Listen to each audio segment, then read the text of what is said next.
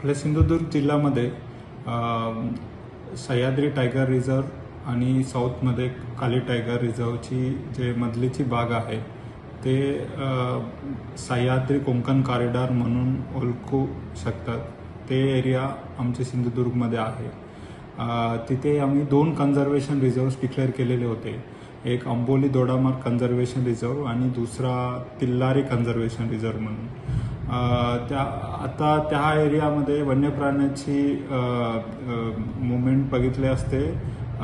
आता सद्यस्थिती आम्ही जे केलेले कॅमेरा ट्रॅप सर्वे मध्ये आम्हाला करीबन 8 टायगरची नोंद दिसून येत आहे आणि ते त्या एरियामध्ये असलेले वन्य प्राणीसाठी जे वातावरण आहे, चांगलं वातावरण असल्यामुळे त्यांची 8 टायगरची ते त्यामध्ये आहे आणि त्यांचे प्रोटेक्शनसाठी आमच्याकडून वन विभाग आणि स्थानिक यांची सहकार्याने आम्ही यांची प्रोटेक्शन करतात। वेलोवेली आम्ही गस्ती करतात आणि आम्ही काही तंत्रज्ञानाची पण वापर करतात। असे नाईट विजन ड्रोन्स पण वापर करून शिकारीवरती बंधन म्हणजे त्यांना कंट्रोल करण्यासाठी आमच्याकडून प्रयत्न होतात आणि आता पुढे आम्ही त्या एरियामध्ये प्रोटेक्शन कॅम्प्स पण ठिकठिकाणी प्रोटेक्शन कॅम्पचे पण नियोजन केलेलं आहे।